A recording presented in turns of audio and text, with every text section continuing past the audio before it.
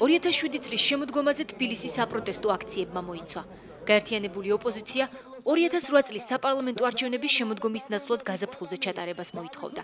მრავალათასიანი მიტინგები რუსთაველის გამზირზე პარლამენტის წინ 2 ნოემბრიდან იმართებოდა. აქციის მასშტაბები კი დღითიდღე იზრდებოდა.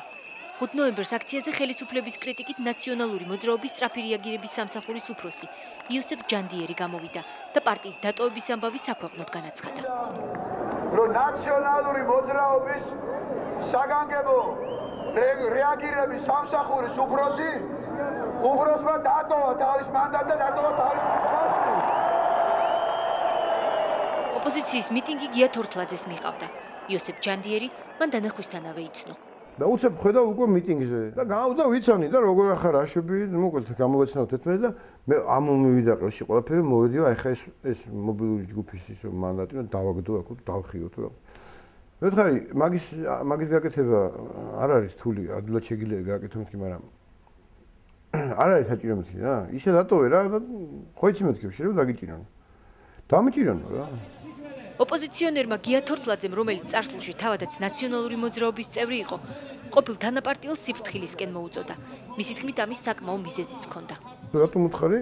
ვიცოდი მე, რომ ნაციონალურ მოძრაობაში არ აპატიებდნენ ამას, ასე ვთქვათ, აი ამ აქციას. არაფერი არ უთქვამს მეტი. თქვა რომ მე ამომივიდა ყელში, მე აღარ შემიძლია ვიყო აქ და მოკლედ მე ვიყავი იქ თელი რაღაცეებით. ნუ ძალიან მოკლედ სიტყვა თქვა ხოთაში. იოსებ ჯანდიერი ნაციონალური მოძრაობის წევრი მისი დაარსების დღიდან იყო. სწრაფი რეაგირების სამსახურის უფროსი რევოლუციაში აქტიურ მონაწილეობას იღებდა. 2003 წელს ის საზღვარგარეთიდან მეგობრების რჩევით ჩამოვიდა. ჩამოიყვანეს საზღვარგარეთიდან პეტრე კარიშვილმა კემულარიებს შვილებმა კემულარიან დაურეკეს აი ჩამოდი რევოლუცია ჩააყენეს და ტელევიზორებში სულ სოსოს ბრძოლა და გაგიჟებული ვიყავი, შეშინებული ვიყავი. რაღაცა მოუვიდო და სულ ეგ იბრძოდა, სულ ეგ იყო მაგათთან, აღარც სახლი, აღარც კარი, აღარც ოლი, აღარც შვილი, აღარავინ აღარ ახსოვდა, სულ მაგათთან იყო. თუმცა დროთა განმავლობაში იოსებ ჯანდიერი ხელისუფლებაში მოსულ მეგობრებს თანდათან ჩამოშორდა. 2008 წლის 5 ნოემბერს კი ხელისუფლებისადმი უარყოფითი დამოკიდებულება საჯაროდ გამოხატა. მისი პროტესტი შეუმჩნეველი რომ არ დარჩენილა იოსებ ჯანდიერი იმავე საღამოს მიხვდა. სახლში დაბრუნებისთანავე მას ყოფილი თანაგუნდელი დაუკავშირდა. სახლში რო დაბრუნდა თქვა რომ ალბათ დამიჭერენო. ნუ ნახევრად ხუმრობით ახლა ჩვენ დაძაბვას ცდილობდა რომ ავერიდებინეთ და მაგრამ მაინც ეტყობოდა რომ გრძნობდა რომ ეს ასე მოხდებოდა. შემდგომ ამას მოყვა უკვე მისი მეგობრის ზარი, მან დარეკა და უთხრა რომ სოსო შენ ხარ ასაყვანთა სიაში, შენ შესახებ დამირეკა პროკურორმა და რატომ ქენი ეს არ უნდა გექნა ხომ იცი რომ არ გაპატიებდნენ. 7 ნოემბერს ხელისუფლებამ გაერთიანებული ოპოზიციის მიტინგი ძალის გამოყენებით დაშალა. მომდევნო დღეებში მიტინგის მონაწილეები ზოგი დააპატიმრეს, დაახლოებით 500-მდე ადამიანი კი დააჯარიმეს. იოსებ ჯანდიერის მეუღლის ბინა სპეციალური ოპერატიული დეპარტამენტის წარმომადგენლები 13 ნოემბერს მიადგნენ. ჯანდიერის ცოლის და სესილი გიორგაძე სამართალდამცავების სტუმრობისას სახლში იმყოფებოდა. დედას ჰქონდა კარი ღია. მოვიდა ერთი ქალბატონი, შემოვიდა, ისე დაუკითხავად, რომელსაც მოყვა 10, შეიძლება 12 კაცი. იყვნენ აბსოლუტურად უფორმოდ, საბუთიც არ უჩვენებიათ, მაგრამ მე ძალიან მოვთხოვე რომ მეჩვენებინათ. სოდის წარმომადგენლები ოთახებში გადანაწილდნენ და იოსებ ჯანდიერის ძებნა დაიწყეს.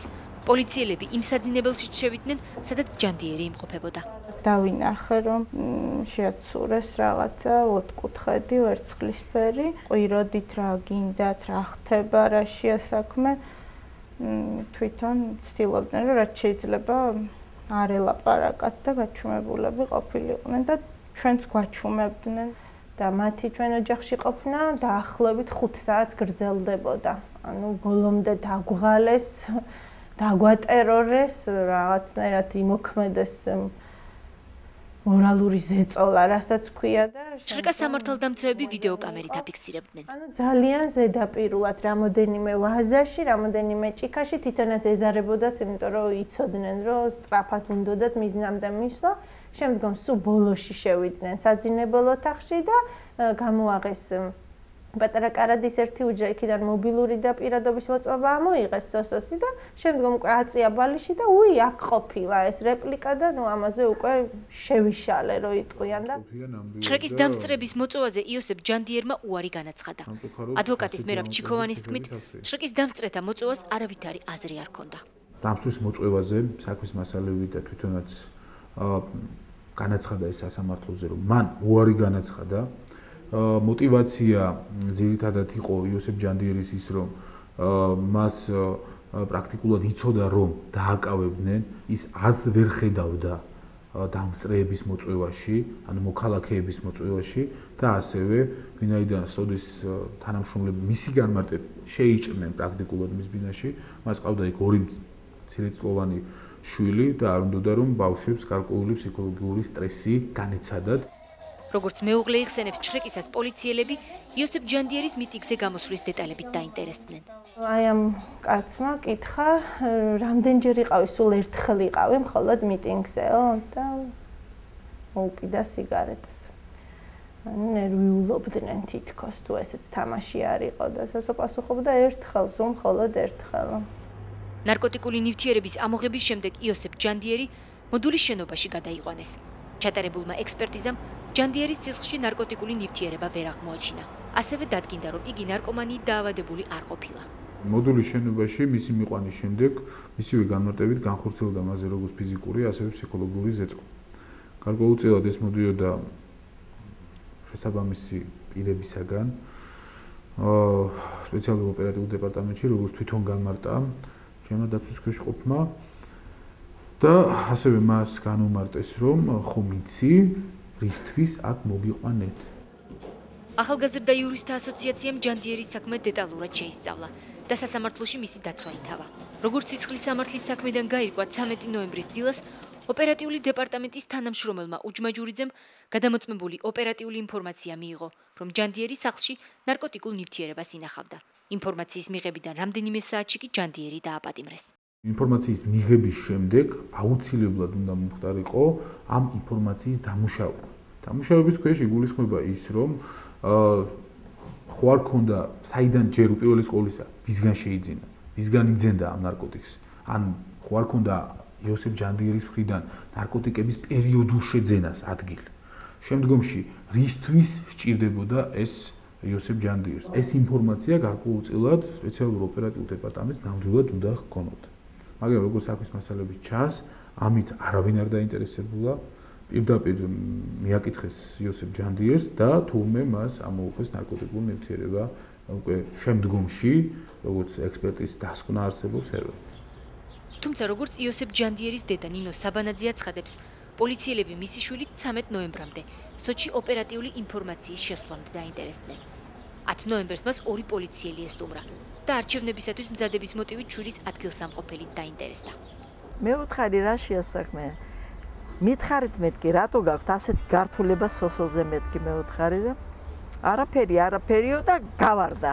არაფერი აღარ უთქვია და გავარდა და წავედნენ. წავედი ვიყითხე მეზობლებთან მეთქი.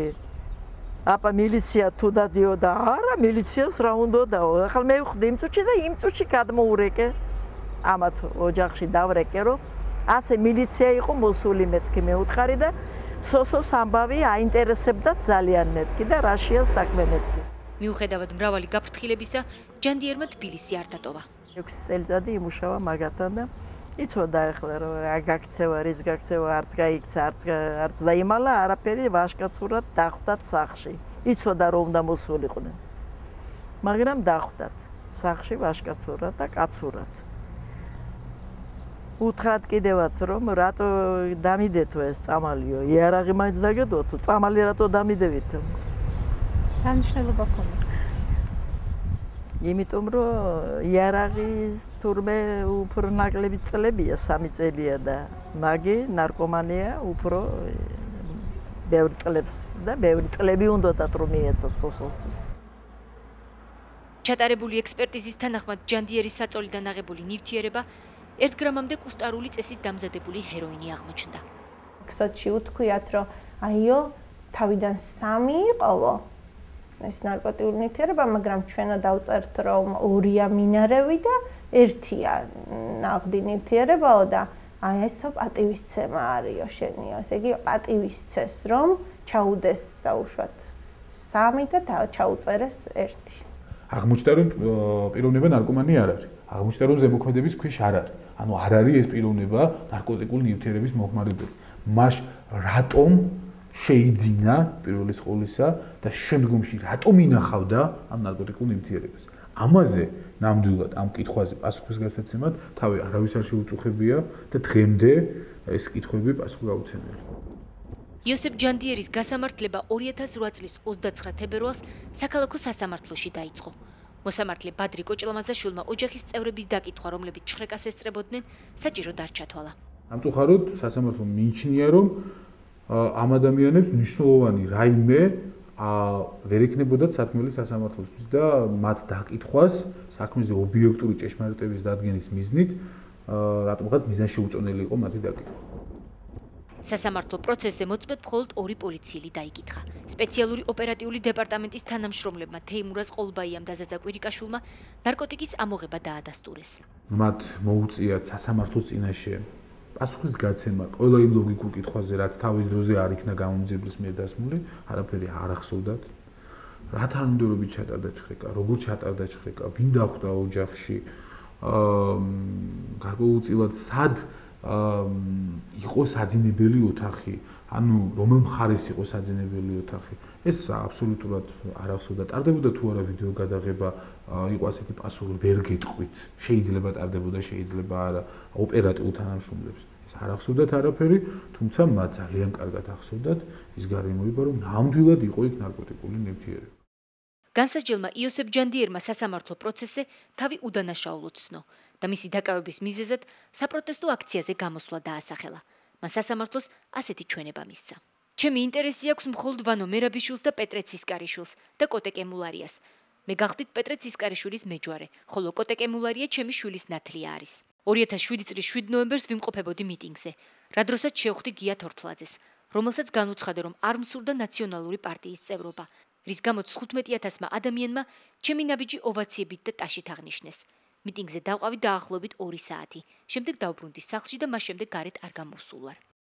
იცით ახლა თქვენი სასამართლოს მონაცემები, რომ იქ პრაქტიკულად მოწმეები არ არიან, ნარკოტიკული მოქმედების ზემოქმედება არ დაუდგინდა, მოხმარება არ დაუდგინდა. აფერი არ დაუდგინდა ამ კაცს რა, საბოლოო ჯამში დაუდგინდა ის, რომ ჩაუდეს ჯიბეში და ერთმა ვინ ჩაუდა, ერთმა ჩაუდა, მეორემ ამოუღო. რა თქმა უნდა, პოლიტიკური პატიმარია, იმიტომ რომ პოლიტიკური ნიადაგზეა დაკავებული და რომელსაც თან ახლავს შურის ძიება ნამდვილი. ეს არის შურის ძიება, ეს ვერ აპატიეს, რომ მან დატოვა მათი რიგები. ჯანდიერმა სასამართლოზე პოლიციის მხრიდან ცემის ფაქტიც დაადასტურა. საწოლიდან ნარკოტიკული ნივთიერების ამოღების შემდეგ გადამიყვანეს მოდულის შენობაში. მოდულის შენობაში მომაყენეს ფიზიკური და სიტყვიერი შეურაცხყოფა. მითხრეს კიდევაც, იოსკა ხომ იცი აქ რატომ ხარო? დაახლოებით 17 დღეში უმიზეზოდ სპეცეტაპით გადამიყვანეს რუსთავის მე-6 საპყრობილეში. მომათავსეს ისეთ საკანში, სადაც სასჯელს განსაკუთრებით მძიმე დანაშაულისთვის იხდიან. თუმცა სასამართლო პროცესზე ჯანდიერმა თავისი უდანაშაულობის დამტკიცება ვერ შეძლო. სასამართლომ სპეციალური ოპერატიული დეპარტამენტის წარმომადგენლების ჩვენება სარწმუნოდ მიიჩნია და იოსებ ჯანდიერს დიდი ოდენობით ნარკოტიკული საშუალებების უკანონო შეძენა შენახვისთვის 8 წლით თავისუფლების აღკვეთა მიუსაჯა. სააპელაციო სასამართლომ საქალაქო სასამართლოს განაჩენით ძალაში დატოვა. სახალხო დამცველმა სოზარ სუბარმა ჯანდიერის საქმე ოჯახის თხოვნით შემდეგ შეისწავლა. 2007 წლის ანგარიში ჯანდიერის საქმეც შევიდა და მას სუბარმა პოლიტიკური დევნილის სტატუსი მიანიჭა. 7 ნოემბრის მოვლენების შემდეგ ხელისუფლებამ ოპოზიციასთან მოლაპარაკებები გამართა.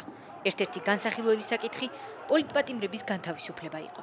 პარლამენტის ყოფილ თავმჯდომარეს ნინო ბურჯანაძეს და ნაციონალური მოძრაობის ლიდერებს ოპოზიციამ იმ 50-მდე მოქალაქის გვარი წარუდგინა, ვისაც პოლიტპატიმრება თვლიდა და მათი გათავისუფლება მოითხოვა.